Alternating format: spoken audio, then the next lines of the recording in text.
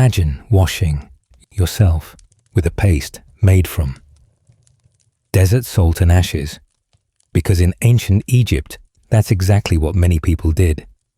Natron, this curious mixture, showed up in temples, among priests, and even in households, but its most sacred uses were tied to ritual rather than daily scrubbing for everyone. And here's the twist.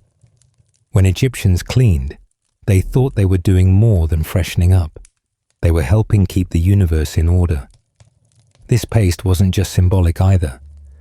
Natron actually has antiseptic and drying properties, making it practical as well as spiritual.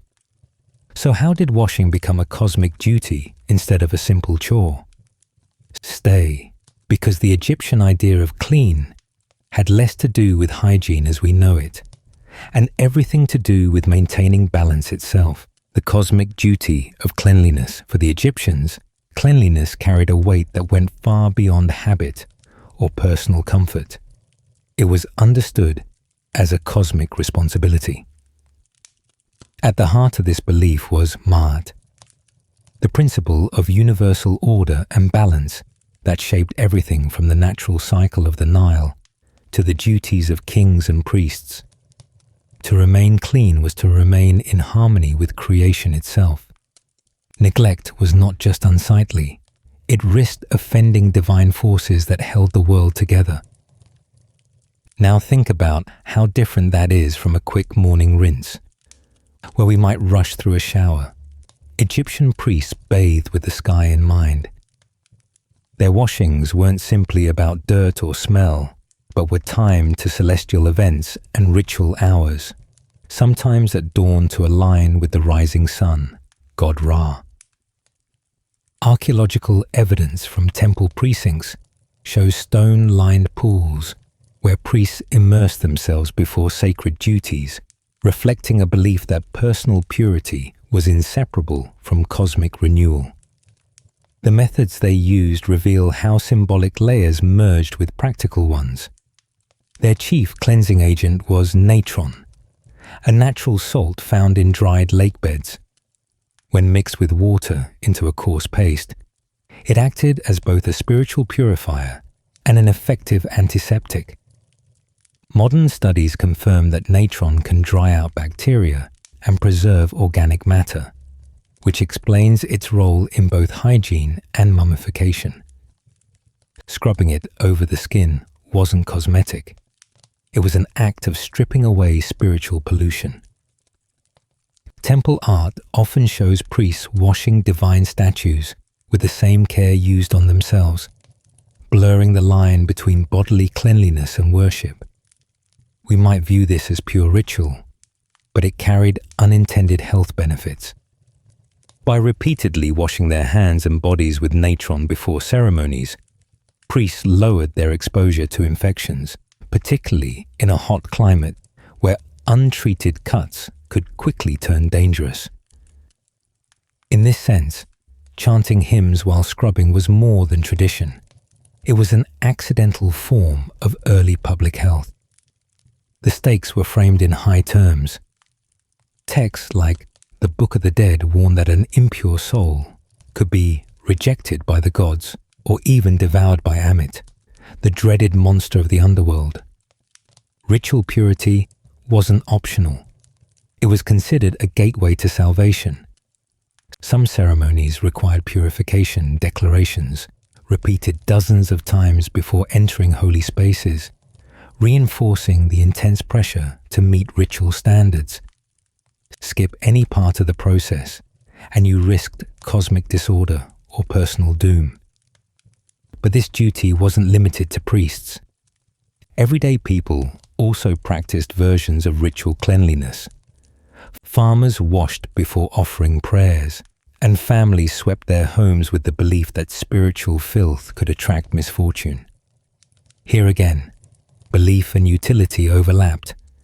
Consistent washing and separating waste from drinking water reduced the spread of certain illnesses. Archaeological comparisons suggest Nile Valley populations show lower traces of some waterborne conditions than some contemporaneous regions, a pattern scholars link to the Egyptians' water management and ritual hygiene.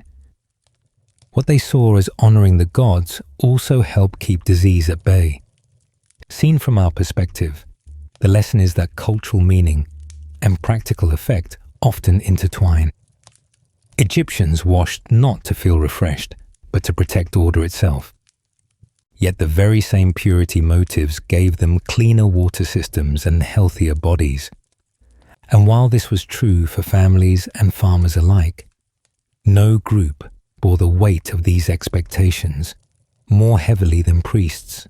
Their purification routines demanded time, precision, and total devotion. And when examined closely, they turn out to be some of the most rigorous cleansing practices in all of antiquity.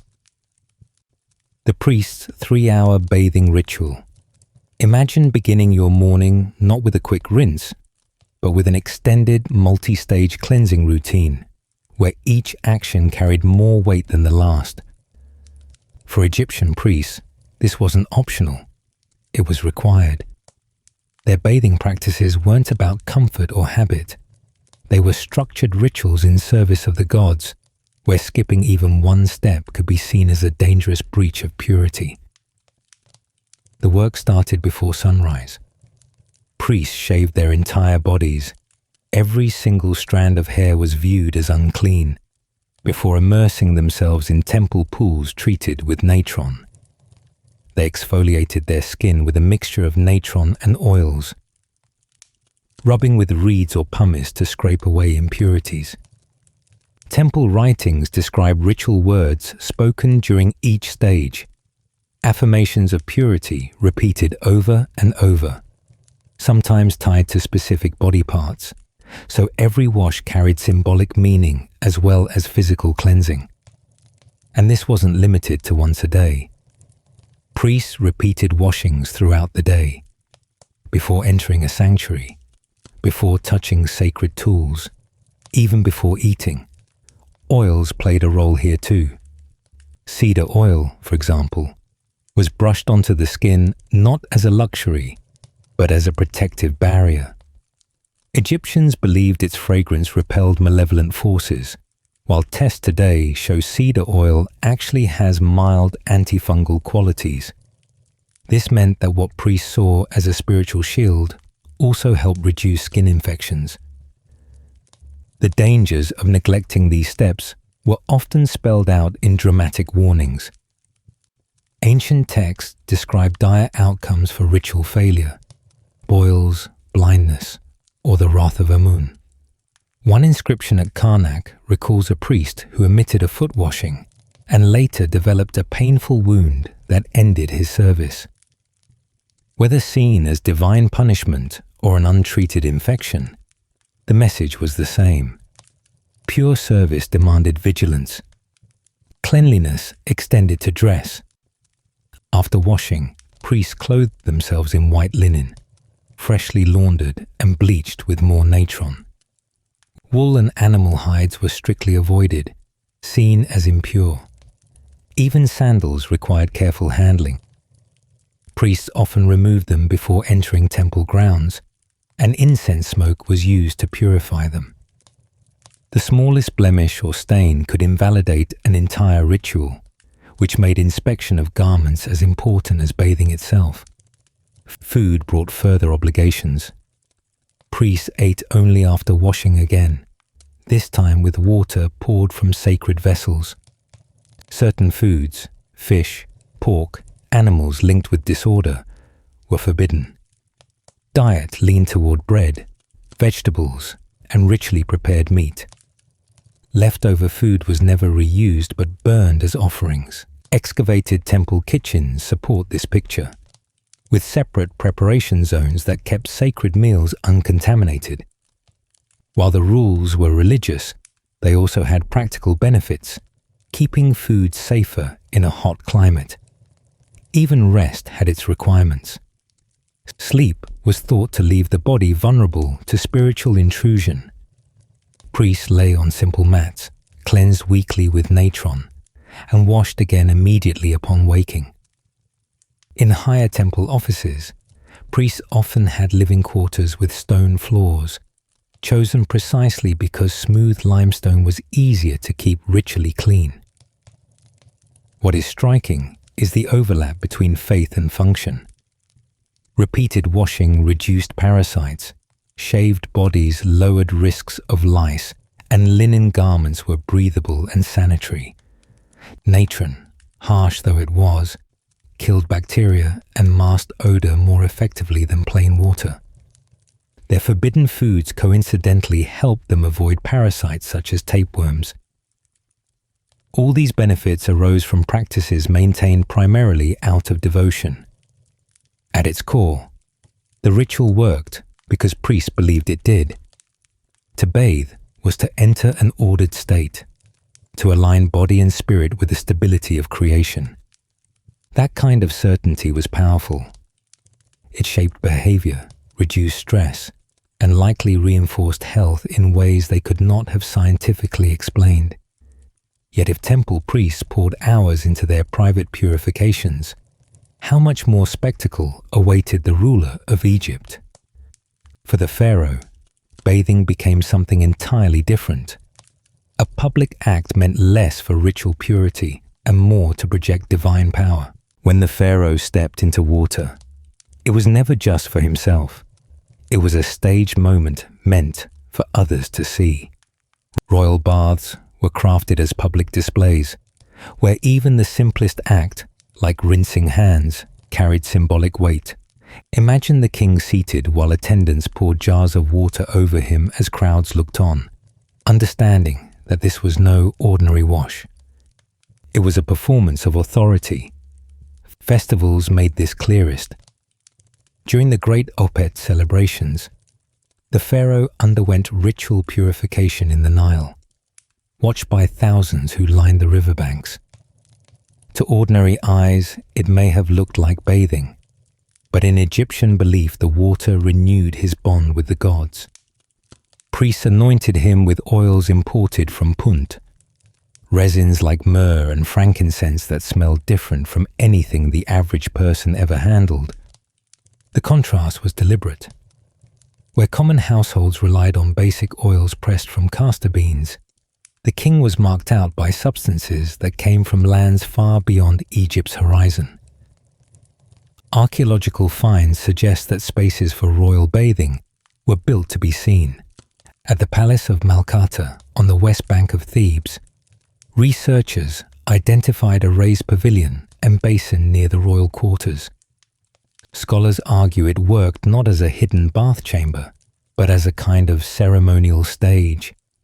Officials could witness the process, reinforcing the sense that the king's private acts were inseparable from public ritual. What mattered was not the mechanics of plumbing or how hot the water ran, but the sight of power purified before the eyes of the court. The timing of the baths amplified that message. Records suggest that purifications were sometimes tied to celestial markers, such as the rising of Sirius, which announced the inundation of the Nile. To align the king's actions with the heavens implied that, just as the stars moved in order, so did society under his rule. Reliefs at Luxor Temple underline this point, showing the pharaoh bathing alongside the gods, indistinguishable in scale or posture. The art carried a clear message. The boundary between man and deity collapsed when the ruler purified himself. Practical politics underscored the spectacle. Public bathing gave farmers, traders, and pilgrims rare glimpses of their monarch. For them, seeing the pharaoh wash was both leveling and elevating. Leveling, because it reminded them that he, too, felt the need for water. Elevating, because his materials were unobtainable to anyone else. Accounts note that his ritual oils and cloths were expensive imports, accessible only through Egypt's far-flung trade networks. These differences etched hierarchy into the ordinary act of rinsing skin. Foreign envoys, writing home after witnessing these ceremonies, reinforced the effect. Letters described Egyptian kings surrounded by music, fragrance, and careful ritual while they bathed. The spectacle was as much a message to outsiders as to subjects. A ruler who could turn cleansing into ceremony displayed a wealth and confidence not easily challenged. Descriptions in texts often frame the king's emergence from water as renewal, less about brushing off soil and more about showing vitality restored for the tasks of leadership. Calm composure was essential. A ruler who appeared patient and untouched by small mistakes projected divinity through control, turning something as mundane as drying into a lesson in restraint. The most striking part is that ordinary people bathed in the same river, rubbing themselves with gritty salts and sand. Yet when the king washed, that water became a political tool, a way of proving distance between leader and subject. Each ritualized drop carried a meaning that pointed back to order, wealth, and obedience, which leaves an important question hanging. If royal purification was set apart for display, what about everyday Egyptians who shared the same river? The Nile sustained not just kingship and spectacle, but the daily survival and cleanliness of millions, and it brought challenges of its own. The Nile may have been Egypt's lifeblood, but relying on a single river for so many tasks created hidden problems. Drinking, washing, irrigation, and waste disposal all drew from the same water, which meant contamination was a constant risk. Egyptians had to manage this reality carefully. They reduced danger not by keeping the river perfectly clean, but by relying on timing, designated areas, and clever methods that turned a shared resource into a workable system. One of the most effective strategies was scheduling. Villages worked out unwritten rules about when and where water should be used. In the early morning, families collected jars of drinking water upstream. Later in the day, people bathed or washed clothes further downstream, and waste dumping often happened in the evening at more distant spots.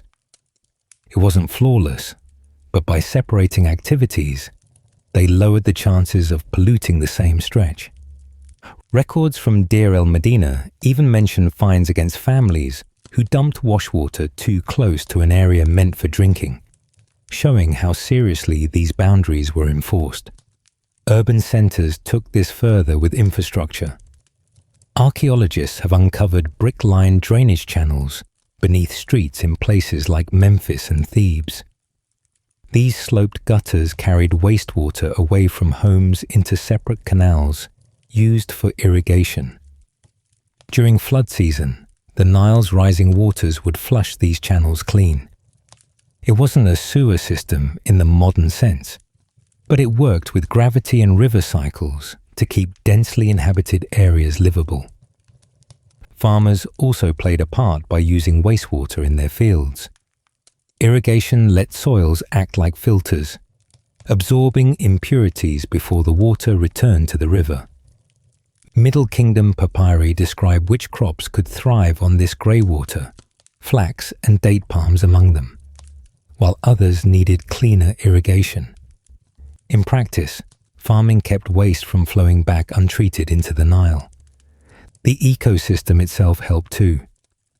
Nile perch, tilapia, and other fish consumed organic matter, which limited bacterial growth. Fishermen sometimes released smaller species back into the river, whether by habit or belief, a practice that modern studies suggest helped balance aquatic populations and stabilize water quality. Even crocodiles, feared as predators, had an accidental role by removing animal carcasses from the banks before they spoiled the water. Egyptian bathing habits also reduced risks.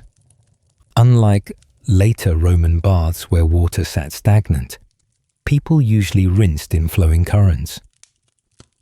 Priests were especially careful, preferring swift-moving water far from reed-filled inlets, which they believed were unsafe. Medical papyri confirmed that reeds bending in still water were a warning sign of parasites, showing a mixture of observation and ritual worked together to guide choices. For drinking water, households added more protection. Wealthier families strained river water through cloth bags filled with charcoal and pumice. This simple filtration trapped particles and absorbed impurities, cutting contamination by an estimated half. Everyday households used porous clay jars. As water slowly seeped through the walls, evaporation cooled it, while fine sediments and microbes remained behind. Both methods improved safety within the limits of what was available. When the river ran low or became more dangerous to use, Egyptians adapted. Workers dug limestone-lined wells to access groundwater, using the stone's natural filtering properties. Some communities built systems to catch dew with angled slabs of stone, an ingenious way to collect drinkable water in a dry climate. And in cases where water seemed questionable, people sometimes mixed it with wine. Embalmers' notes suggest they knew alcohol could kill certain parasites, even if they credited the gods with the effect rather than chemistry. Health records carved into bones and teeth add perspective to whether these efforts worked. Archaeological comparisons suggest some Nile Valley populations show fewer markers of certain waterborne diseases than populations in other ancient river civilizations. Scholars believe rules about water use, combined with natural processes and improvised filtration, help limit outbreaks that might otherwise have been much worse. Still, the system had limits. At times of overcrowding, especially in rapidly built cities like Amarna, trash heaps edged too close to wells and canals. Written accounts from that period describe waves of intestinal illness blamed on the bloody flux. The Nile could support millions, but only with discipline. When rules or space broke down, water safety quickly collapsed.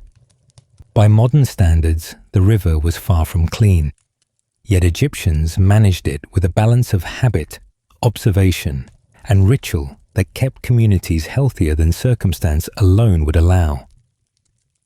But what happened when the Nile itself couldn't be reached? When people marched into arid deserts with no running water at all? That's where hygiene had to transform into something far harsher and far more inventive. In the desert, Egyptians faced a constant problem: how to stay clean when water could not be spared. Sand, urine, and a few other unlikely tricks became their survival kit. These weren't the polished rituals of temples, but rough, improvised methods that kept bodies functioning under brutal conditions. Sand acted as their soap. Travelers carried fine grit in linen pouches, rubbing handfuls along arms and legs like an abrasive scrubbing powder. The grains lifted dirt and dead skin when no water was available.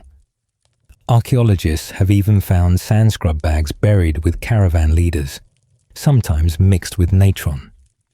Experiments suggest dry sand in these conditions could remove a significant portion of surface bacteria, making it surprisingly effective as a quick cleanse.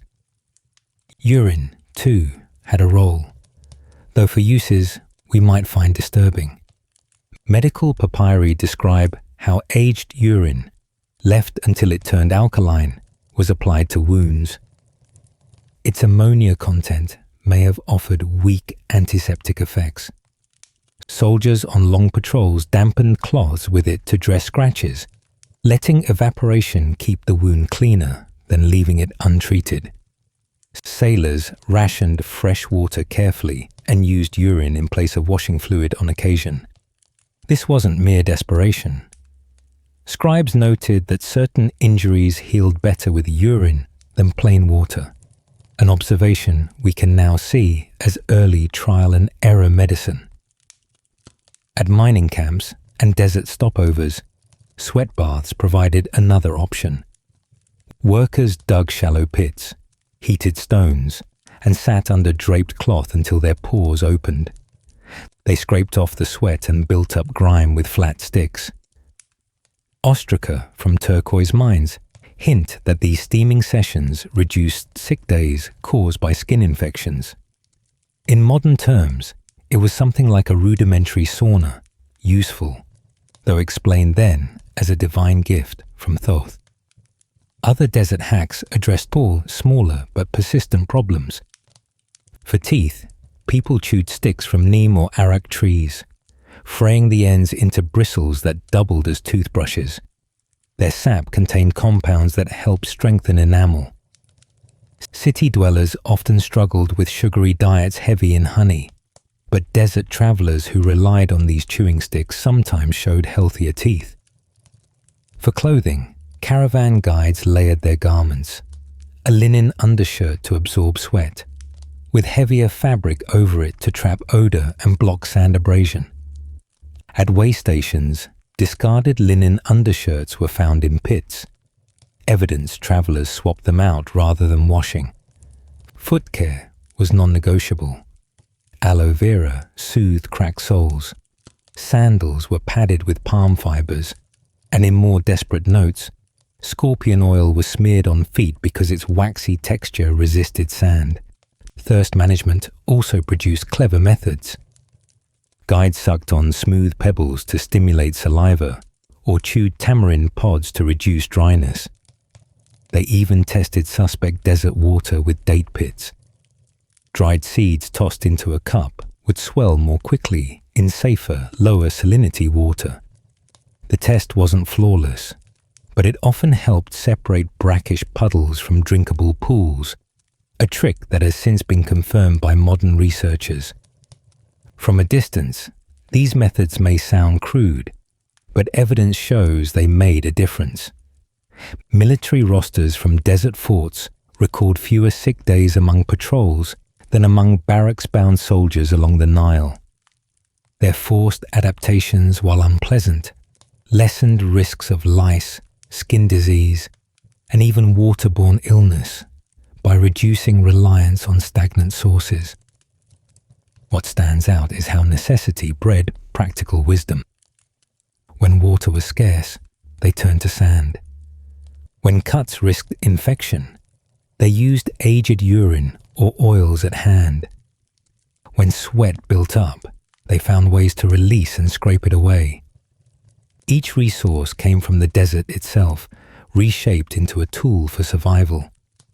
And some of these makeshift strategies didn't remain confined to the frontier. Black salt scrubs, for example, which later became a popular market item in Thebes, were likely adapted from desert charcoal and natron mixtures.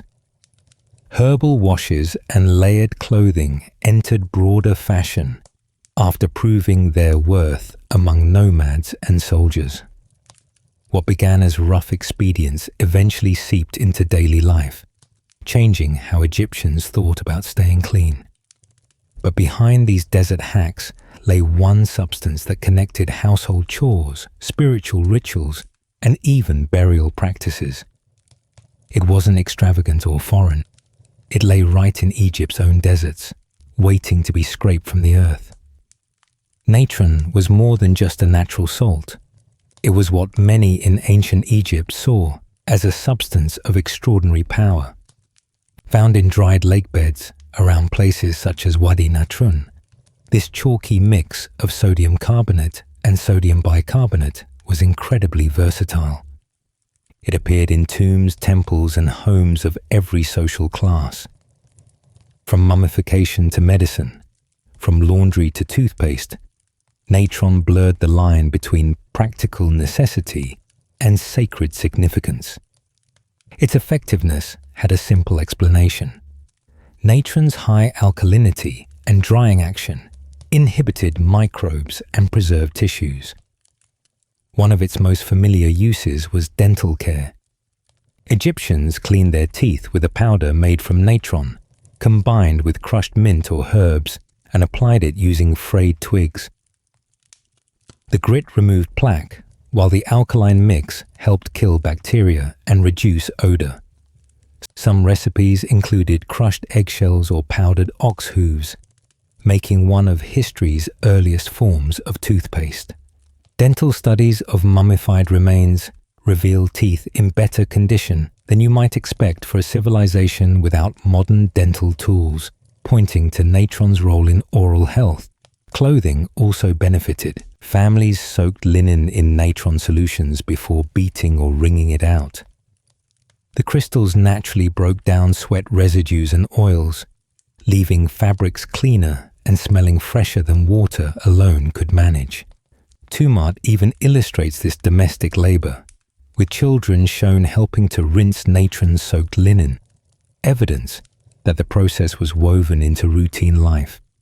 Experimental archaeology confirms the method worked, loosening grime with surprising effectiveness. At ground level, natron became deodorant and shaving aid. A paste rubbed under the arms absorbed moisture and cancelled odor. Barbers mixed it with oil to create a primitive shaving cream that soothed skin and reduced irritation. Farmers even used small amounts of natron in feed, noticing it prevented bloating in livestock, an observation later science explained as the neutralizing action on stomach acids. Yet natron reached its most important role in the preparation of the dead.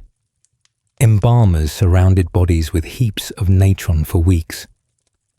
The blend of sodium carbonate and bicarbonate drew out bodily fluids, halted bacterial growth, and transformed corpses into preserved forms that could survive millennia. Modern chemical analysis of mummies shows natron was key to the process, without which entire bodies would have decayed within days. The most famous example remains Tutankhamun, unwrapped in 1925. His skin still showed pores after more than 3,000 years. Its use extended into temples as well.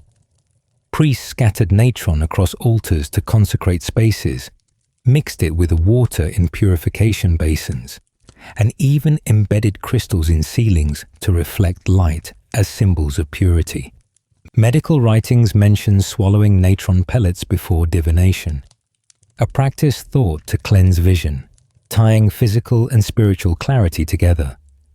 Ancient rituals even noted subtle changes in natron crystals at different times of the year, suggesting priests carefully observed its natural variations. Because of its value, collecting natron was carefully managed. Expeditions scraped layers of crystalline crust from salt lakes and transported it back to cities. The purest grades were set aside for temples and high-status households, while more powdery residue stocked markets. Records from Amarna show natron treated as taxable cargo alongside metals and grain. In wealthier households, it was sealed in alabaster jars to protect it from moisture, while common families often used clay pots or woven baskets lined with resin, showing that everyone, regardless of wealth, stored it with care. Even today, fragments of its legacy remain. Some communities still use natron-like salts for traditional remedies or glass making, just as ancient artisans once did. And modern researchers have studied the principles behind mummification for insights into long-term preservation, proof that Egyptian observation produced knowledge that outlasted its own time. Still, natron was not flawless. It dried skin harshly, failed to create bubbles like true soap, and struggled with stubborn stains. Its strength raised as many problems as it solved, which meant Egyptians eventually turned to other techniques to meet the growing demands of ritual and daily life. And nowhere was that need for precision solutions clearer than inside the great temples, where water and cleanliness had to be engineered to serve both gods and people. Temple baths, where engineering met divinity. The great temples of Egypt contained some of the most elaborate bathing systems the ancient world ever saw. These temple baths were designed not just to wash bodies, but to purify souls, with architecture and engineering woven carefully into ritual practice. At Karnak, archaeologists uncovered bronze fittings shaped like lotus blossoms, which once poured water over priests in smooth, steady streams. The flow came from elevated tanks positioned high above, letting gravity do the work. These details mattered. Too strong a flow risked disturbing the symbolism of purity, while too weak a trickle failed to cleanse. The fact that engineers considered both ritual rhythm and physical function shows how practicality and belief were inseparable. Heating systems were another marvel. In purification rooms at Luxor, fire pits warmed air that circulated through hollow stone walls and floors, creating a kind of steam bath. These chambers allowed priests to sweat out impurities before ceremonies. Written records mention teams of attendants adjusting clay ducts to maintain the right heat, enough to open pores, not so much that stone surfaces cracked. The technology was fragile, but it shows how temples experimented with controlled environments centuries before modern steam rooms. Drainage had equal importance. Excavations at Edfu revealed sloped stone channels guiding wastewater away in winding paths. These weren't arbitrary. A deliberate multi-turn design slowed the flow, which helped solids settle before the water rejoined larger channels. Symbolically, this was framed as separating the pure from the impure. Practically, it reduced the risk of polluting sacred spaces. The spiral patterns visible in some drain floors confirm intentional design, rather than simple convenience. Perhaps the most striking evidence of foresight is filtration. At Dendera, priests poured daily water through layered sand and charcoal beds beneath bathing pools. Inscriptions frame the act as separating light from shadow, Ra from Apophis. But modern studies shows serious effectiveness. Tests on residue confirm these filters removed close to 70% of bacterial contaminants, a remarkable achievement thousands of years before germ theory. It was ritual and hygiene working hand in hand. Precision extended even to timing. Small water clocks placed in niches kept purification strictly regulated. Records suggest one cycle matched the priesthood's ritual schedule, linking timed bathing to Egypt's sacred geography. Too little time implied carelessness. Too much suggested arrogance. Repair notes on broken clocks emphasize how often these tools were in use, underscoring the weight placed on order and rhythm. Every material carried meaning. Copper pipes didn't just deliver water efficiently, they were described as veins of the gods. When mineral crust built up inside them, technicians scraped the deposits out for use as amulets. We now know copper oxides do have weak antibacterial properties, which may explain why some healing rituals involving these divine salts seemed effective. Even water storage reflected both science and faith. Abydos housed giant ceramic cisterns shaped like eggs. Their curves promoted natural convection, helping keep water fresh, while inscriptions warned against jars made of flawed clay, recognizing on some level that porous ceramics could breed contamination. For priests, the very act of pulling a lever or releasing a stream of water was more than a technical process. Filling a basin symbolized the opening of celestial gates. The sound of draining water echoed the retreat of chaotic floods. Steam rising from the floors was scrutinized as an omen. What feels like engineering maintenance to us was cosmic choreography to them. Temple staff ensured these systems never failed. Payroll lists mention water watchers, experts who tested flow and checked for leaks, and drain singers, who used chants to memorize complex underground layouts. Specialists known as guardians of the underground flood cleared blockages without interrupting rituals above. Bronze tools discovered in their quarters bear wear marks from years of precise regular use. What's remarkable is not any single invention, but the way temples integrated mechanics into religious life. Filtration, heating, drainage, and storage all had dual roles, meeting physical needs while reinforcing divine order. It was an elegant system that kept temples clean, minimized disease, and projected sanctity for centuries. Yet this sophistication was not shared equally. While temple priests enjoyed carefully engineered bathing halls, the majority of Egyptians lived with far simpler methods, relying on basic rinses and improvised tricks. That gap between ritual luxury and everyday survival shaped how most people understood cleanliness in their own lives. The unwashed millions, while priests stood beneath lotus-shaped spouts and pharaohs, displayed their purifications as ceremony. The reality for most Egyptians looked very different. For laborers, cleanliness was not a ritual pursuit, but a practical fight against heat, dust, and limited access to water. The fine systems of the temples were far removed from the muddy canals and shared basins of the majority. Evidence from skeletal remains paints a stark picture. Bones of agricultural workers show more chronic infections, with skin lesions and joint inflammation consistent with long hours in the fields under the sun. Worker records from Deir el-Medina, the village of royal tomb builders, note absences linked to sickness of the skin, suggesting rashes and sores spread in camps when water supplies were diverted to irrigation.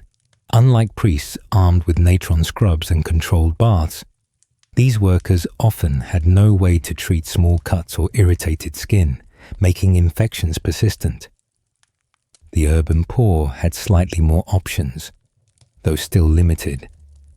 In Memphis and other cities, families often relied on shared washing stations that doubled as drinking water sources.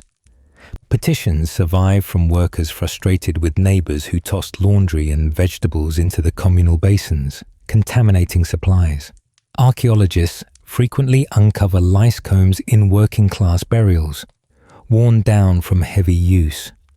In elite graves, combs are often pristine and unused, carved for display rather than practicality. These small artifacts make the divide between daily hygiene and symbolic purity clear. Clothing added another marker. Common laborers wore the same linen wraps until they frayed, often stained from fieldwork and sweat. Scholars analyzing mummy wrappings have detected proteins linked to sweat and plant resins, probably used to mask odors. In contrast, elite linens are cleaner and more carefully laundered, suggesting larger access to oils, natron washes, and replacements. Tomb paintings reinforce the message. Servants depicted in ragged cloth beside masters draped in spotless white. Children in poorer families paid the highest price. Tablets from Deir el-Medina mention boys swatting lice during lessons, while medical scrolls describe rashes of the young, likely common infections from poor hygiene. Bioarchaeological studies show higher rates of gastrointestinal disease among peasant burials compared to elite ones. Strong evidence that unclean water and inadequate washing hit the youngest and most vulnerable first. Heat only magnified the strain. In summer, workers in quarries or brick kilns endured extreme temperatures without respite. Salt crystals from dried sweat rubbed against skin until sores formed. Pay records document lost days during harvests, when rashes, fevers, and dehydration kept workers from the fields. Letters warn of dangerous measures, like drinking urine to maintain fluid intake, which often led to dysentery outbreaks. Still, ordinary Egyptians showed resilience through small adaptations. Their diets, heavy in garlic and onions, offered a natural advantage through allicin, a compound with mild antibacterial traits. Bioarchaeology even suggests peasants sometimes fared better with dental infections than wealthier Egyptians on sweet, honey-rich diets. Families substituted affordable remedies too. Cattle fat rubbed on cracked hands, vinegar carried in clay flasks as a wound wash, and reed basket filters lined with charcoal to clarify canal water. Each technique mirrored wealthier practices on a smaller, improvised scale. Belief and practice interacted at this level as well. While priests performed ablutions in stone basins, many farmers offered small clay basins as temple votives instead, symbolic gestures when actual purification was out of reach. Archaeologists at Abydos unearthed dozens of such offerings near worker quarters, inscriptions reading, "May Osiris accept this in place of my body." These artifacts reveal how ordinary people reframed hygiene as a devotional act achievable within their means. Health data makes the disparities measurable. Elites lived, on average, longer than common laborers and show fewer signs of chronic infection. The gap was reinforced by water allocation policies. During shortages, temples and estates secured supplies first, leaving less for villages. Records from the reign of Ramses III describe how, during severe droughts, disease spread rapidly in overcrowded districts, eventually reaching elite neighborhoods despite attempts at separation. Illness, unlike ritual, did not honor social boundaries. For centuries, these divisions shaped daily life, leaving ordinary Egyptians to equate uncleanliness with circumstances they could not control. Yet when larger waves of disease swept through communities, even the most meticulous rituals failed. In those moments, hygiene stopped being a matter of personal status or priestly purity. It became a collective problem that demanded broader solutions. When epidemics swept across Egypt, efforts to stay clean suddenly widened beyond priests and palaces. Entire cities were drawn into efforts that look, in hindsight, like early public health campaigns. This was no measured evolution, but a set of urgent responses, documented in texts and confirmed by archaeology. One striking example comes from the reign of Amenhotep III. Records describe whole districts of Thebes being exposed to dense clouds of cedar and myrrh smoke. Priests oversaw the fumigation, believing it drove away evil spirits. Modern analysis shows burning these resins releases antimicrobial compounds, meaning the effort may have reduced transmission, even if its purpose was framed spiritually. Archaeological traces of charred myrrh in temple courtyards support the practice as more than ritual theatre. Officials also introduced measures that resemble quarantine.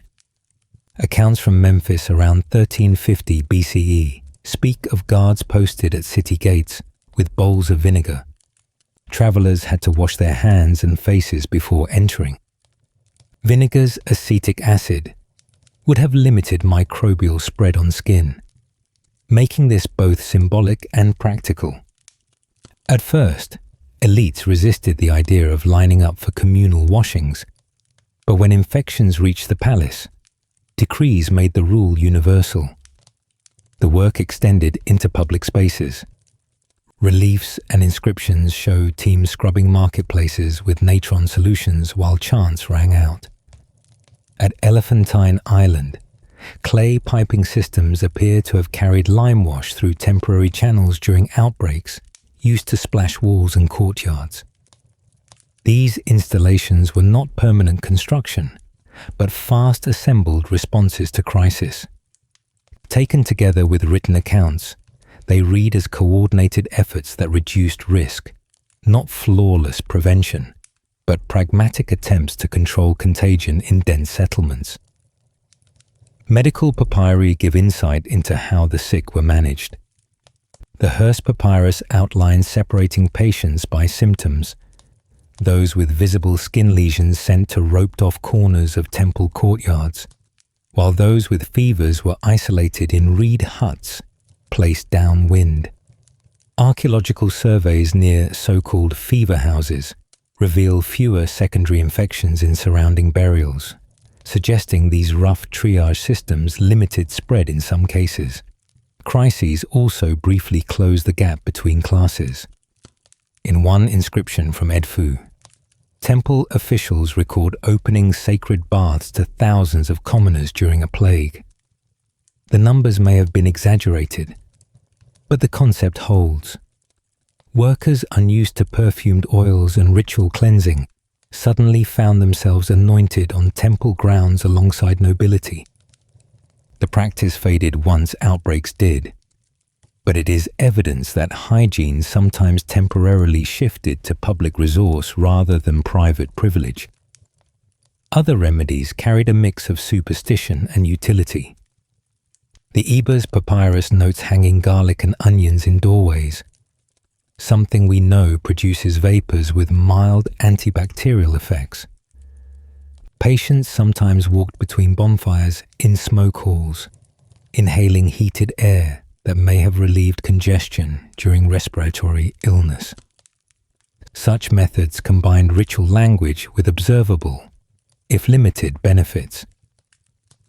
Over time, responses became more organized. After severe losses around 1150 BCE, documents mention regular street cleanings enforced by regional governors. Garbage was carted outside city walls rather than left in alleys. Canals were modified so that basins downstream were reserved for laundry and cattle, keeping upstream sources clearer for drinking. Excavations at Tel El Dabba confirm dual-channel systems that may reflect these adaptations. None eliminated disease, but burial evidence shows lower surges of mortality in cities with such measures compared to those without them.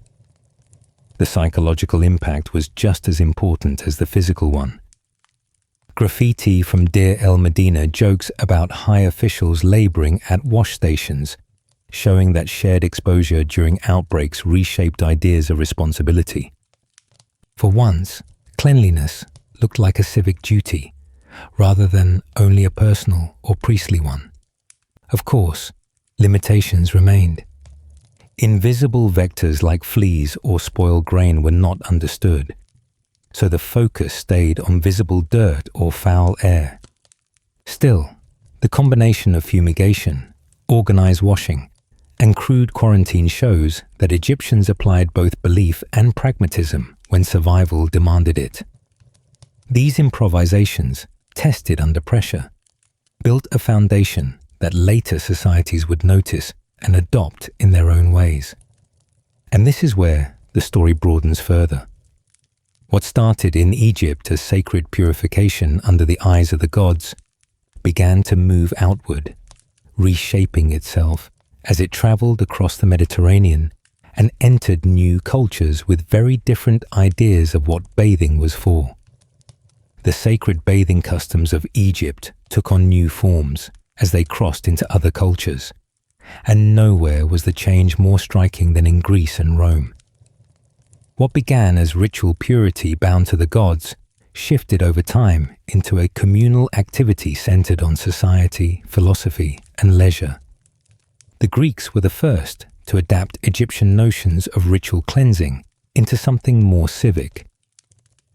Gymnasiums in Athens and other cities included small washing facilities where athletes scraped off sweat and dust with strigils, curved bronze or iron tools that became symbols of athletic life.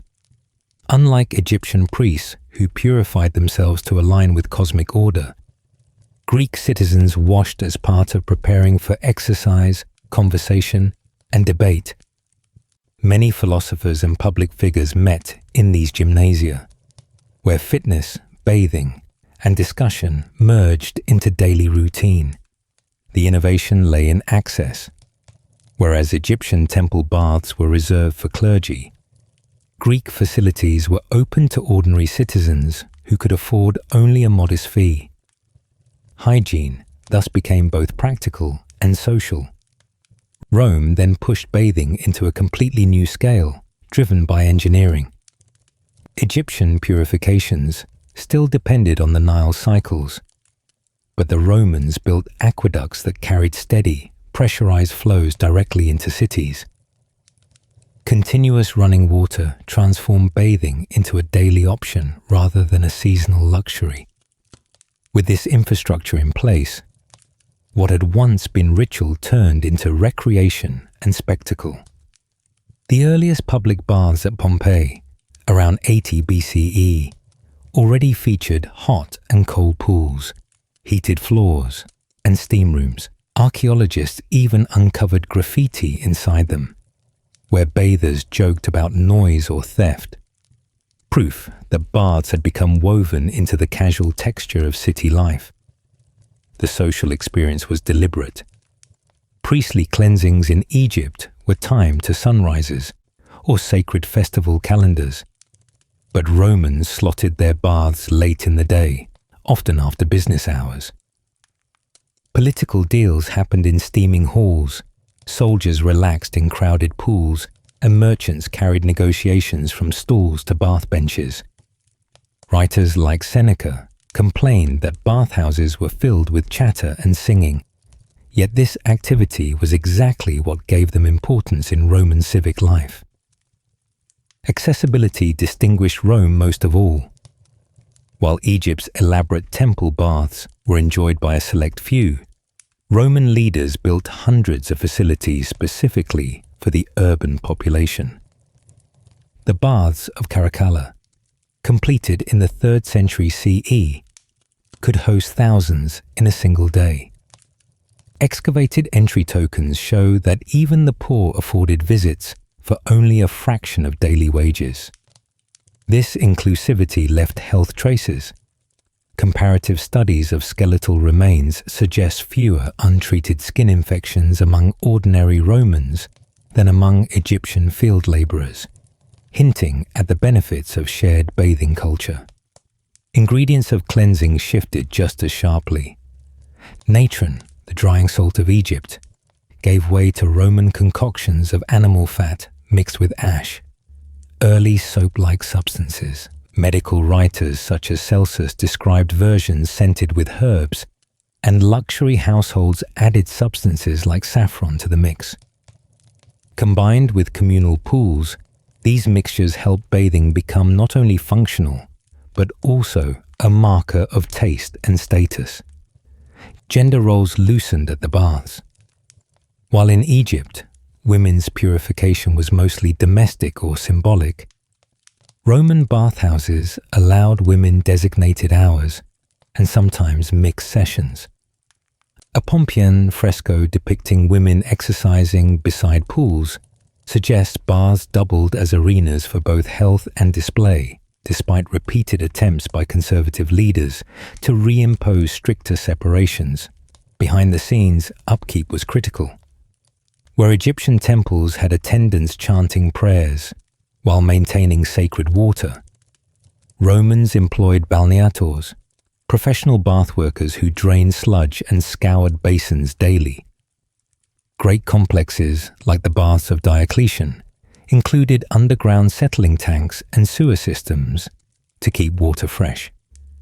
Inspectors used silver bowls to test for impurities, echoing modern ideas of water quality checks. Religion never vanished entirely. Dedications to Minerva or Apollo adorned many baths, and fountains sculpted as gods greeted bathers. But for most Romans, the rituals were decorative rather than binding. A casual splash at a Neptune fountain carried no prayers or fear of divine reprisal. Baths in Rome carried occasional risks. Letters describe foul-smelling water in neglected provincial sites. But the greater pattern was consistent. Open access and constant supply helped ordinary citizens maintain health. For centuries, bathing was not only acceptable, but celebrated at a scale Egypt never envisioned. The turning point came when Christian authorities denounced the excess of these spaces. Public bathing fell into decline, and Europe entered centuries where communal hygiene was viewed with suspicion. Yet the Roman model had already proven that once purity was detached from religion, bathing survived only by becoming social. And while Rome's bath culture eventually collapsed under shifting values, another innovation had long been circulating in the ancient world. A practical approach to cleansing that relied not on natron, steam, or ritual, but on something altogether different. In Mesopotamia, cleanliness took a very different turn. Cuneiform records on clay tablets, along with merchant documents, describe mixtures of ash and animal fat used as soap-like substances. These recipes, some dating back millennia, reveal an early technology for turning common byproducts into cleansing pastes. Unlike Egypt, where washing tied closely to holy order, here washing products were listed alongside wool and grain, treated as everyday commodities rather than sacred offerings. The process was straightforward but effective. Ashes boiled with leftover goat or sheep fat produced a viscous gel. This gritty mixture washed clothes, softened skin, and treated rashes. A medical text from Mari even described how it calmed the flesh where demons bit. A poetic way of saying it soothed irritation. Archaeologists excavating at Ur uncovered residue inside ordinary ceramic jars, showing that mid-level households had access to this resource. Where natron in Egypt often marked high ritual, Mesopotamian soap reached across society. Trade quickly layered status onto practicality. Wealthy families purchased variations perfumed with cinnamon or myrrh, and some shipments drew complaints. A letter from Larsa records a dispute over spoiled lily-scented soap, evidence that fragrance mattered as much as cleaning power. Courts occasionally exchanged carved soap blocks with inscribed blessings, turning a bland necessity into a display piece of royal generosity. Sanitation reinforced the innovation. Mesopotamian cities engineered brick-lined drainage channels under their streets. These tunnels flushed wastewater away from neighborhoods, something Egypt largely managed only through the Nile's seasonal currents. Skeletal studies from Babylonian cemeteries show slightly lower parasite loads compared to contemporary Egyptians, hinting that combined use of soap-like substances and drainage reduced infections. Herodotus famously overstated Egypt's sanitation, but material evidence favors Mesopotamia's engineered solutions. So why didn't Egypt adopt soap widely in the same era? Partly due to ritual tradition.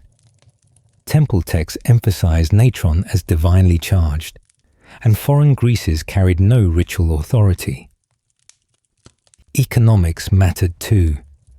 Mesopotamian herding of sheep and goats generated fats useful for soap, while Egyptian livestock were more often dairy cattle, making surplus tallow harder to come by.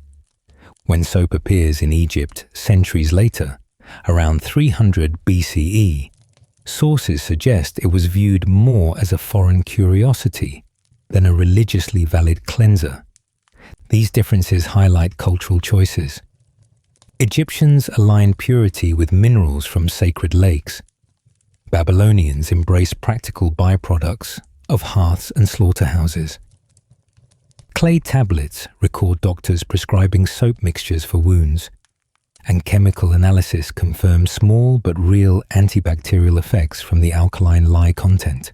It was a pragmatic, even empirical, response to skin ailments, framed in spiritual language, but rooted in results. Trade ensured the idea traveled. Phoenician merchants carried hardened soap balls to Crete and Carthage, leaving behind amphorae labeled cleansing fat.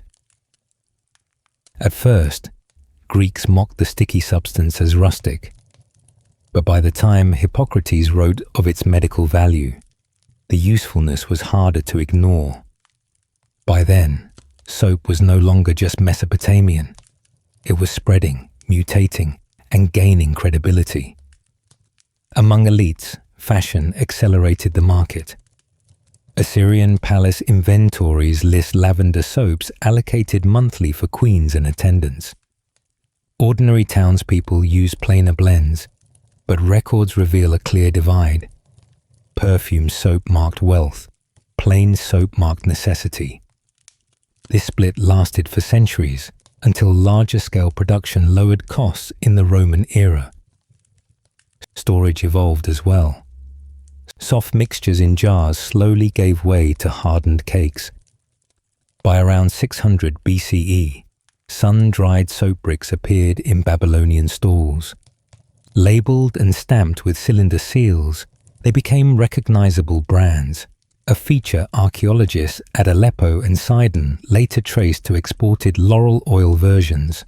The portability allowed soap to move with caravans, extending its reach far into the Mediterranean. Still, the technology plateaued. Without deeper chemistry, early soap often irritated the skin, and harsh lye blends persisted. Biblical references to strong lye soap suggest its drawbacks were widely known. Only much later did Arab chemists refine precise recipes, softening its impact and creating the foundations of the modern bar. Even so, Mesopotamia left a lasting mark. For the first time, cleansing materials broke from temples and entered the open market. Purity was no longer about aligning with the divine. It became about availability and choice. That shift reshaped not only habits, but expectations of what hygiene could be. And while Mesopotamian soap carried both promise and flaws, elsewhere in the ancient world, another civilization aimed to push bathing into risky, heated territory, where fire, water, and ash combined with results nobody could fully control. The Hittites developed something unusual when they began experimenting with heated stones and ash-infused pastes, creating what many describe as the ancient world's first form of hot bathing. Unlike Egypt's ritual rinses or Mesopotamia's soap, these Anatolian practices leaned heavily on heat and steam, turning bathing into both a treatment and a test of endurance. Excavations at Hattusa, the Hittite capital, reveal sunken chambers built for this purpose, where steam filled the air and attendants carefully managed the rising temperatures. The process was simple but carried risks. Stones were heated in adjoining furnaces and then rolled into pools of water, producing intense clouds of steam. Clay tablets caution bathers to approach carefully, and several texts record payments to nobles injured by burns, suggesting the dangers were real enough to require official remedies. These details show that bathing, for the Hittites, balanced purification with an acceptance of bodily risk. Central to the practice was a cleansing paste known as akar, made from ash mixed with rendered animal fat. Unlike smooth Mesopotamian soap, akar was gritty and often contained powdered pumice or crushed limestone. Before entering the steam rooms, users rubbed this paste onto their skin, scraping it away afterwards. Medical writings describe this as releasing harmful humors. Today, it is clear that it functioned as a rough exfoliant that loosened dirt, though it often left skin irritated. Heat soon became a mark of social standing. Surviving inscriptions suggest that nobles valued their ability to withstand the hottest rooms, some even boasting about endurance beyond ordinary limits. While the claims may be overstated, the existence of compensation tablets for heat injuries underscores that tolerance competitions edged into serious risk. Commoners participated in simpler versions, using makeshift steam tents at home with far lower temperatures. Despite the dangers, the Hittites introduced basic safety features. Vinegar-soaked cloths were kept ready for burns, and wooden slats in the floors provided quick exits. Archaeologists have also uncovered clay spheres filled with beeswax, primitive thermometers. When the wax melted, it signaled a dangerous rise in temperature, prompting attendants to add cold water. Multiple drains and runoff channels carved into floors show repeated adjustments as they struggled to control the volatile mix of fire and water. Where the practice gained real traction, however, was in medicine. Hittite doctors prescribed steam treatments for stiff joints, respiratory issues, and even recovery after battle wounds. Heat was believed to open pathways in the body, and short steam sessions helped reduce grime and infection risk in cuts. Skeletal evidence from Hittite garrisons shows slightly fewer incidences of infected bone lesions compared to neighboring cultures, suggesting the methods offered a practical, if uncomfortable, advantage. The bathhouses were also social arenas. Silence was often demanded, since distractions could prove fatal if someone overstayed in extreme heat. Nobles and commoners bathed separately, but faced similar hazards. One account records a prince collapsing from heat, while attendants were harshly punished if neglect led to accidents. Bathing here was less about conversation and more about showing resilience to peers and gods alike. Trade spread aspects of the practice, though unevenly.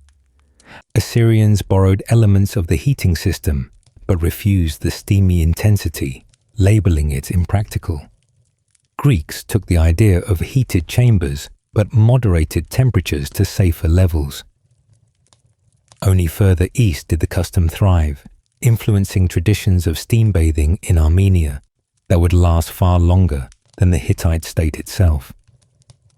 Resourcefulness kept the system supplied. Ashes varied from volcanic in mountainous areas to charred grain near the plains, while elites sometimes imported cedar ash from Lebanon for smoother scrubs.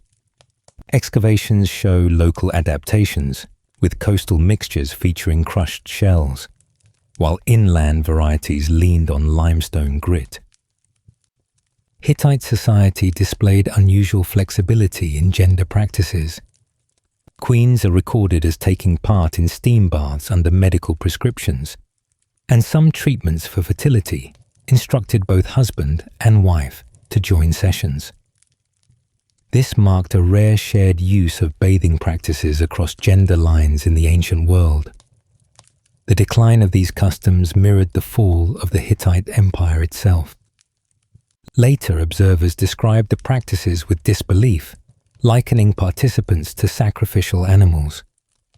Yet fragments lingered, with folk remedies in Anatolia continuing to use ash poultices for skin troubles, echoing the older Akkar traditions. Modern comparisons link their steaming rooms to saunas, showing a thread of continuity in how humans tie heat to cleansing. The lesson of the Hittites was not one of comfort, but of endurance. Their baths were risky, their pace abrasive, but they revealed a culture that equated danger with renewal. And as their steam-filled chambers faded into memory, other societies would pursue entirely different methods, ones that turned the very idea of washing upside down. The Greeks approached cleanliness in a way that would have puzzled both their Egyptian and Hittite neighbors. Rather than immersing themselves in water, they turned to olive oil and a curved metal tool called the strigil. By coating their skin in oil, mixing it with dust, and then scraping it away, they managed to stay clean without relying heavily on communal baths. For them, cleanliness was tied as much to clarity of mind as to the body itself. In their view, just as a strigil stripped away sweat and grime, disciplined thought removed ignorance and distraction. The gymnasium embodied this philosophy in stone. Part training ground, part classroom, it was where athletes and philosophers came together. Wrestlers rubbed themselves in oil before bouts, their skin shining in the sun. The oil trapped sweat and dirt, which was later scraped away with practice strokes. Archaeologists have uncovered countless bronze strigils across Greek sites, often worn smooth by daily use. The method may sound strange today, but it was effective. Olive oil bonded to dirt, and the scraping motion carried away dead skin cells in a way water alone could not. This wasn't escapist vanity.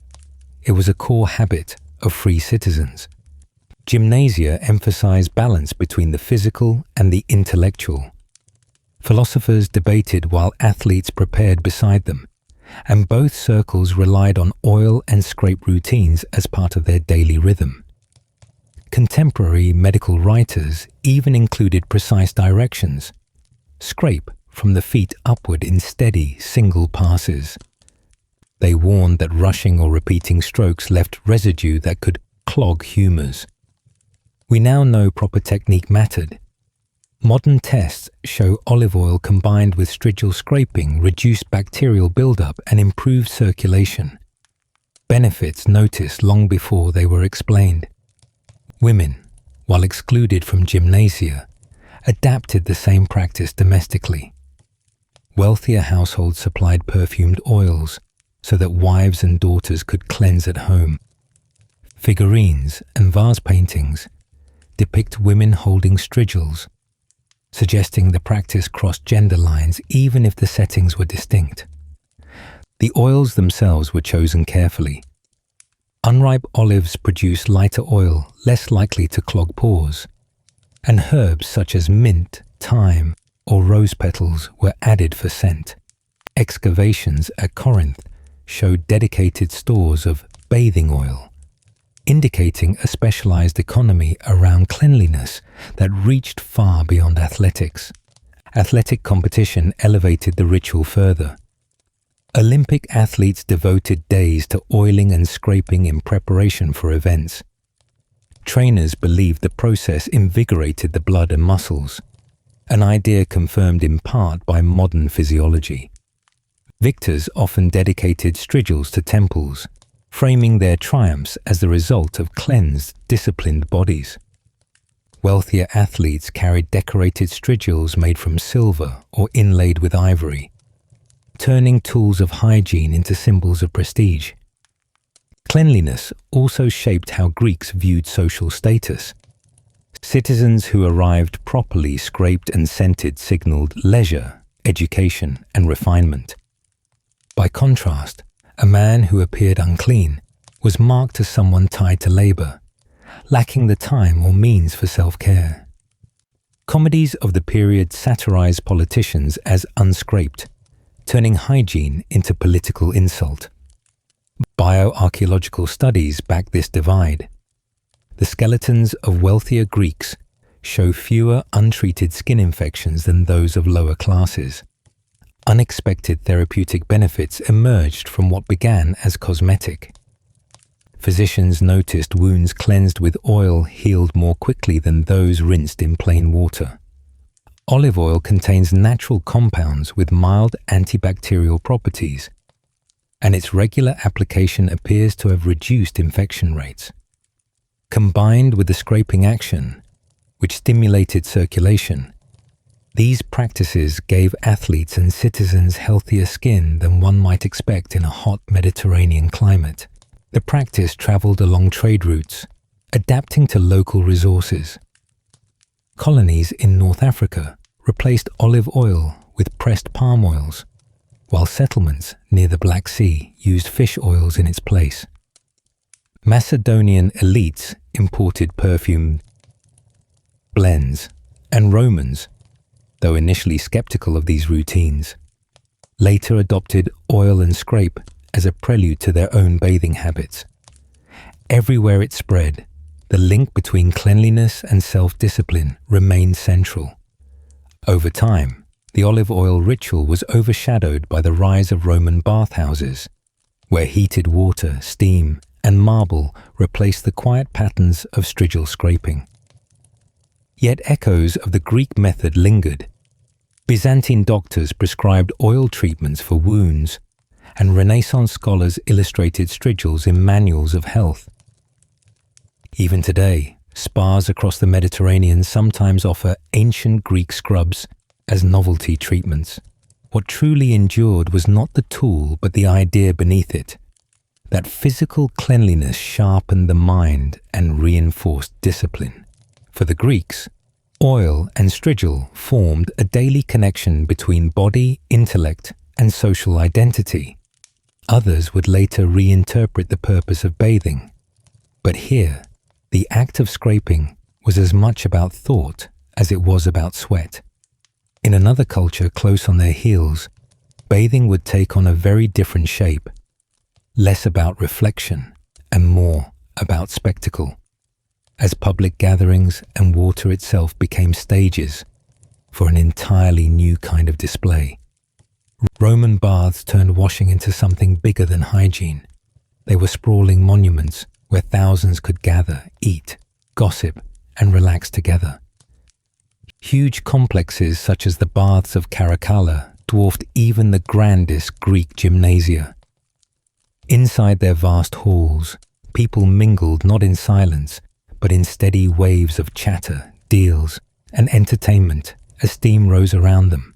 Archaeological findings reveal just how much daily life revolved around these spaces. Food stalls were often built directly into bath complexes, selling sausages, bread, and honey cakes. Wine was never far away. Frescoes show men lounging in pools with cups in hand, and drains uncovered at Pompeii carried traces of grape seeds and olive pits. The baths were more like marketplaces or concert crowds than solemn purification halls. Here, status boundaries blurred in practical ways. Senators sat beside freedmen in the steam rooms, and business deals happened as routinely as scrubbing backs. A single tablet from Roman Britain records a loan contract noted inside the hot room, evidence that commerce flowed as easily as the water. Professional masseurs, hair pluckers, and itinerant vendors set up shop in alcoves, turning bathing sessions into a bustling economy of their own. Luxury reached new heights in the biggest complexes. Some rooms contained heated stone benches where patrons reclined after soaking, while elaborate fountains sprayed perfumed water into the air. Seneca complained that such indulgence drowned out reflection, describing the constant shouting of vendors, attendants, and vigorous bathers echoing through the halls. For many Romans, though, noise and abundance were the entire point, proof of prosperity on display. None of this excess would have been possible without Roman engineering. Aqueducts carried steady flows of fresh water from distant springs and rivers, while intricate systems of pipes divided it into rooms kept at distinct temperatures. The warm tepidarium led into the hot caldarium, while hypercoarse furnaces below the floors kept the air heated. Workers labored day and night to feed the fires and polish the drains. Graffiti records men grumbling that this was their third cleaning in a single month. Without this infrastructure, the parties would have fallen silent overnight. Access broadened over time. Women initially faced restricted hours, but by the imperial period, co-ed bathing became common, despite moral objections. Satirists mocked the practice, yet advertisements from Pompeii promise private baths with company, suggesting that mixed bathing had become more than a passing experiment. Wealthier women stood out by arriving with silver strigils, signaling status in tools that were otherwise plain bronze among the general crowd. Yet not everything sparkled. Writers joked about the murkiness of bathwater after a day of crowds cycling through. Martial warned in his poems about lingering after soldiers, whose sweat darkened the pools. Entry fees were meant to limit overuse, but graffiti paints a picture of overflowing locker areas and clogged drains. The famous Cloaca Maxima sewer carried off more bathhouse debris than filth from the streets, according to later accounts. Behind the glamour ran an entire workforce. Towel attendants, stokers, vendors, and water testers kept the system in motion. Slaves hauled fuel for fires, scraped oily residue from the floors, and carried basin after basin for wealthier clients. Even the unemployed could earn coins by scraping others with strigils, creating a sprawling service economy tied directly to the bathhouses. Politics sharpened their construction. Emperors invested heavily in new baths, offering public access as political favors. Caracalla famously opened his namesake complex with free admission for its first year, drawing crowds in the tens of thousands and securing goodwill. Election slogans found on bathhouse walls suggest politicians saw the sweaty crowds as captive audiences. Cultural life thrived in these chambers as well. Greek physicians gave lectures, Syrian merchants sold fragrant oils, and provincial visitors bragged about building smaller imitations back home. In this way, the baths became a hub where ideas traveled alongside heated water. Over time, however, such extravagance grew harder to maintain. Aqueducts required constant repairs. Wood for furnaces became more expensive, and political instability drained resources.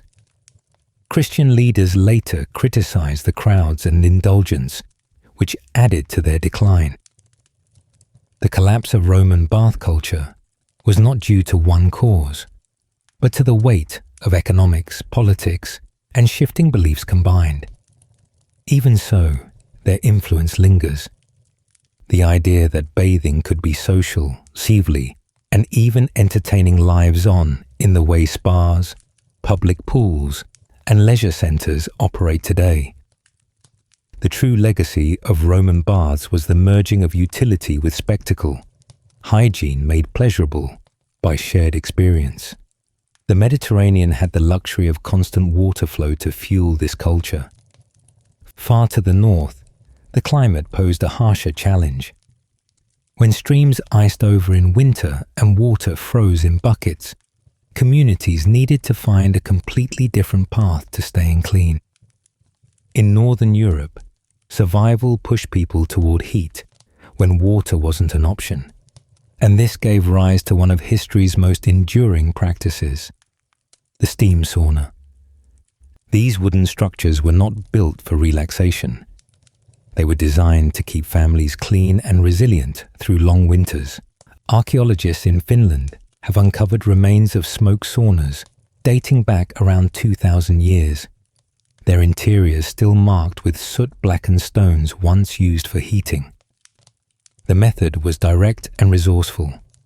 Fist-sized rocks were heated for hours in a central pit until glowing, then splashed with small amounts of water to release scalding clouds of steam. A whole family might use less than a single bucket of water for an entire session. The heat forced sweat through the skin, loosening grime that could be scraped away with bone or wooden tools.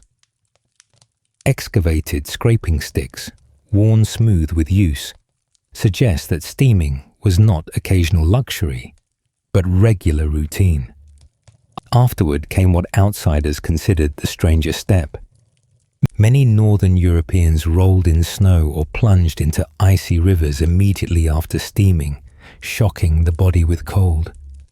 Though it appeared harsh, this rapid cooling helped circulation, toughened the skin, and left the body refreshed. Icelandic sagas even describe warriors rushing from sauna to snow before battle, convinced it sharpened stamina.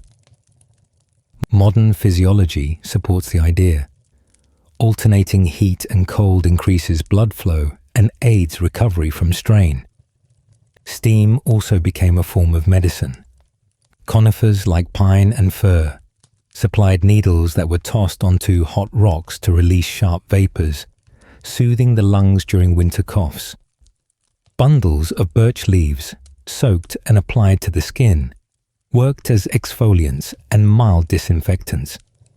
Excavations of Scandinavian burial sites show lower rates of gangrene compared to settlements farther south, pointing to the sauna's role in protecting wounds and extremities from infection. Yet the sauna was more than function, it was also social. Unlike the noise of Roman baths, these chambers were kept subdued. Families gathered quietly, often across ages and genders, without the trappings of feasting or politics. Chronicles from early Christian missionaries complained about this pagan intimacy, but the practice endured because it met both practical and communal needs. Families who shared heat and sweat also shared stories, meals, and resilience. Psychological studies of later communities suggest this bonding supported endurance during the darkest seasons, making saunas a foundation of morale as well as hygiene. The buildings themselves reflected both wealth and adaptability. In rural villages, families might partition a corner of their dwelling, hanging hides to trap the heat. Travelers use portable variants covered with stretched skins to create makeshift steam tents. Wealthier households built separate log cabins, adding vents and smoke holes to better control the intensity. Stone-lined hearths, carefully arranged drainage, and openings for light reveal careful planning to balance safety with efficiency. The results were simple but effective chambers that could be maintained through harsh winters. Foreign visitors were often puzzled. Ibn Fadlan, an Arab traveller writing in the 10th century, described encountering Vikings whom he judged as unwashed because they did not bathe regularly in water. Yet he admitted their skins seemed free of sores and pests. A paradox, the steam explains. High temperatures killed lice and reduced skin infections that plain rinses might not. Skeletal evidence supports his observation. Sauna users show fewer surface infections than many contemporaries in parts of medieval Europe. Over time, saunas became entwined with life events. Women gave birth inside them for warmth and cleanliness. Warriors prepared for raids by sweating away impurities and bracing themselves against cold. Farmers ended long weeks in the fields with sessions that scrubbed their skin and restored strength. The sauna was not just a bath, it was woven into the rhythm of survival and community identity. Modern Finnish saunas continue the same pattern, still using wood, stones, and minimal water. What has changed is the monitoring. Thermometers and timers now replace the old practice of judging when stones were hot enough. But the continuity is striking. The smoke, the cycles of heat and cold, and the collective experience remain. If the North proved that cleanliness could be sustained with little water and much heat, other cultures were shaping bathing in another direction entirely. For them, the act of washing was never primarily about survival or social gathering. It was about reaching something far deeper within. In parts of Asia, bathing carried an entirely different purpose. It was not about comfort, survival, or spectacle, but about preparing the mind for spiritual practice. In India, Japan, Tibet, and beyond, cleansing was tied directly to meditation and enlightenment. A quiet wash could act as a form of discipline, an exercise in awareness, and even a stepping stone to mystical clarity. The Japanese tradition of misogi shows this most clearly. Practitioners stood beneath icy waterfalls at dawn, enduring the shock of water not to clean skin but to focus the mind. The aim was mushin, an absence of distracting thought. Temples built platforms at the bases of cascades so monks could practice daily. Modern researchers note that cold plunges stimulate stress responses linked to heightened focus, offering a physiological explanation behind what monks long practiced as spiritual sharpening. In India, bathing tied closely to ritual calendars.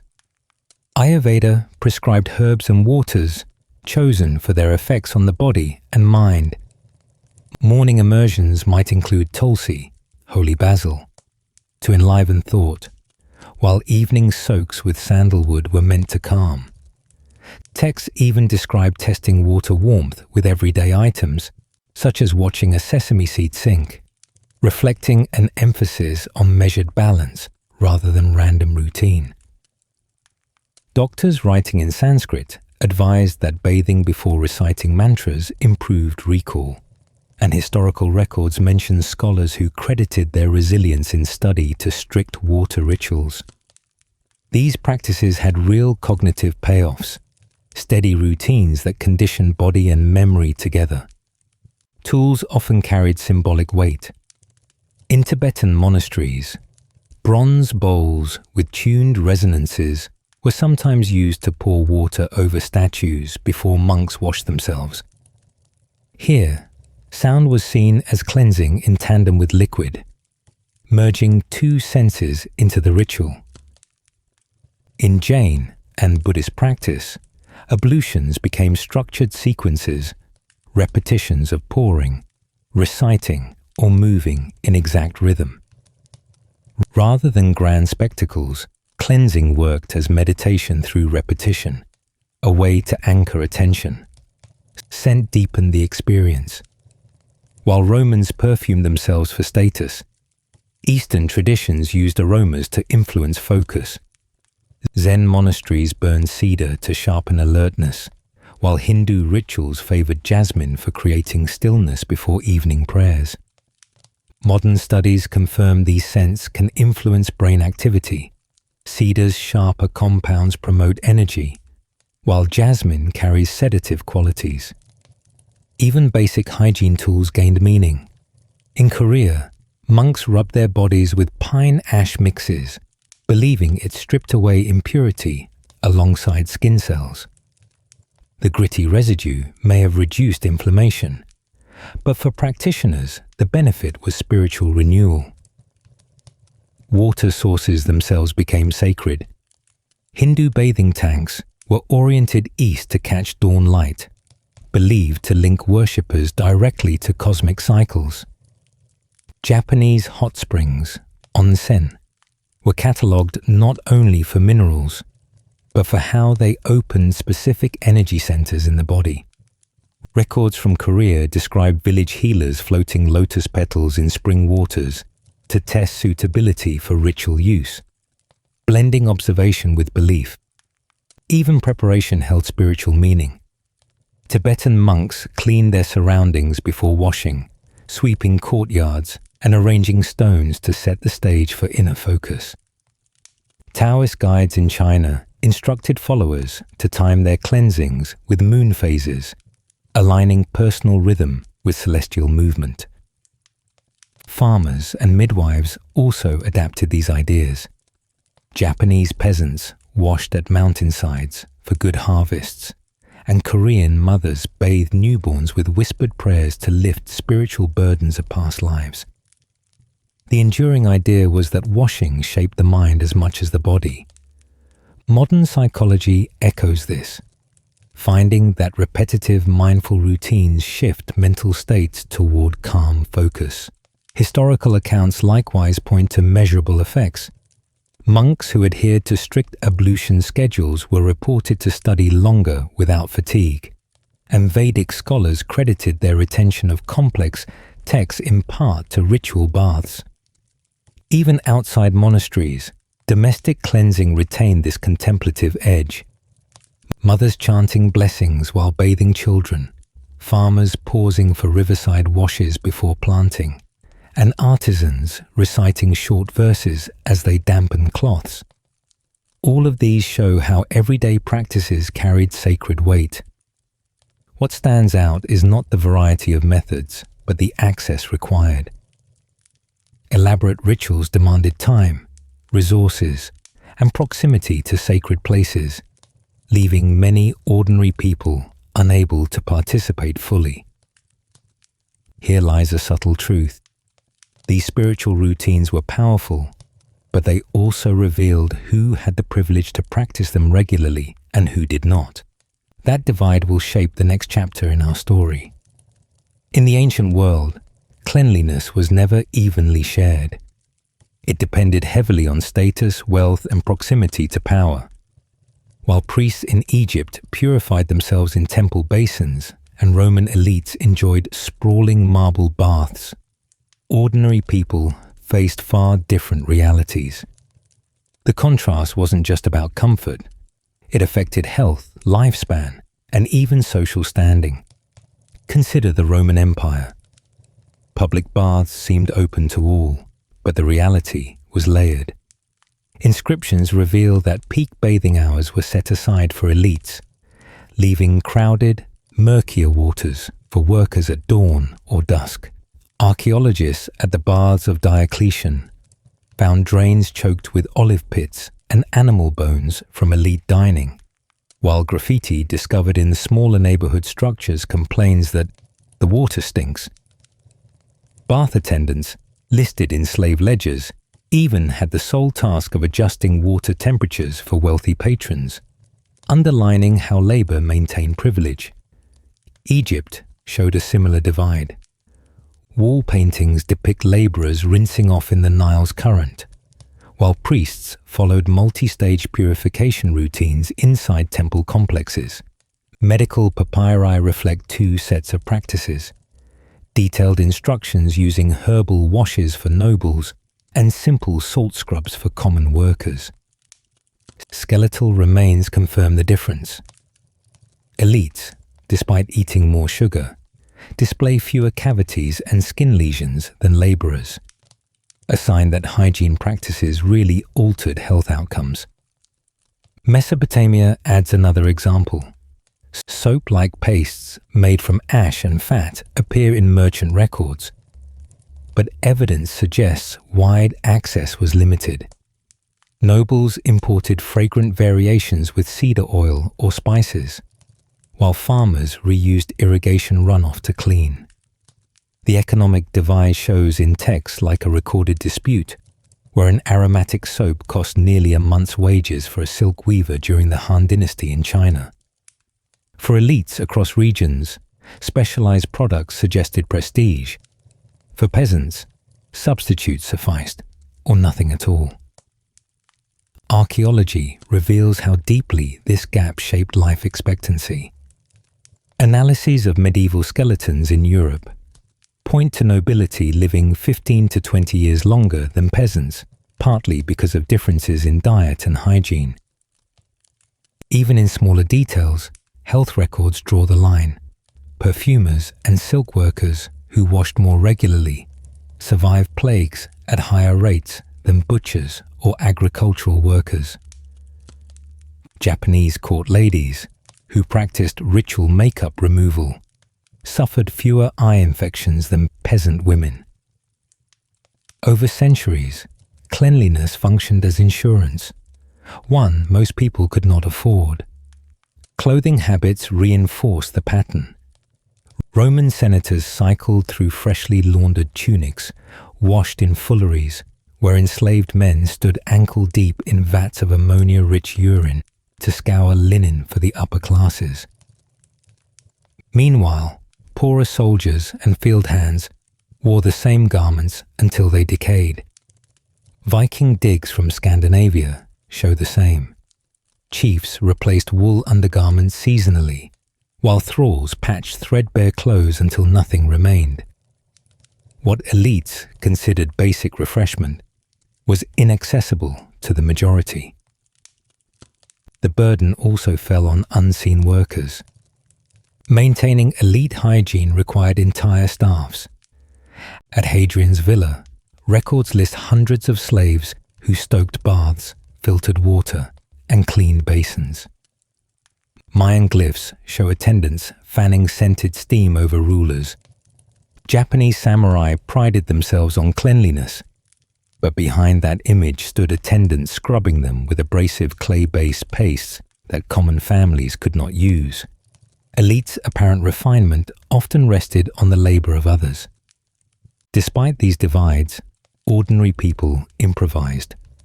Aztec laborers used the amole root, which produced a light foam, to wash skin. Chinese peasants rubbed leftover tea leaves on their hands and arms to mask odor. Baltic fishermen used pine tar, which modern studies show killed bacteria more effectively than some perfumed washes favored by nobility. These practices reflect necessity and resourcefulness, even when overshadowed by elite display. The inequality of cleanliness carried cultural weight. Physicians and moralists often blamed the poor for epidemics, treating dirtiness as a failing rather than the result of limited access. In Florence, dowry contracts sometimes specified a bride's bathing frequency. In Ottoman legal records, offensive odor was grounds for annulment among elites, but such standards never applied to village marriages. Cleanliness thus reinforced where one stood in society, shaping reputation, opportunity, and even family alliances. Across cultures, archaeology and records agree. Hygienic difference was a matter of resources, not preference. From Rome's crowded bath schedules to Egypt's temple rituals, cleanliness consistently drew the line between the privileged few and the many without means. And the echoes of that divide are still with us. Today, expensive skincare routines, gated wellness retreats, or access to clean municipal water show how much hygiene remains tied to status. Cleanliness has long been a marker of power and distinction, a pattern that still shapes modern life. Such evidence reminds us just how much social meaning has always clung to something as ordinary as washing. Cleanliness in the ancient world was never just about removing dirt. It carried religious weight in Egypt and India, political force in Rome, and practical survival value in colder or harsher climates. Which practices took hold depended on culture and technology. Whether it was aqueducts powering public baths, steam huts keeping families alive through winters, or natron transforming the dead. And we still live with those choices today. Rituals turned into habits, habits into expectations. Comment below with the strangest hygiene hack you heard in this video, and subscribe for more unexpected history. Next time you rinse your hands, picture echoes of ancient rituals flowing through the water.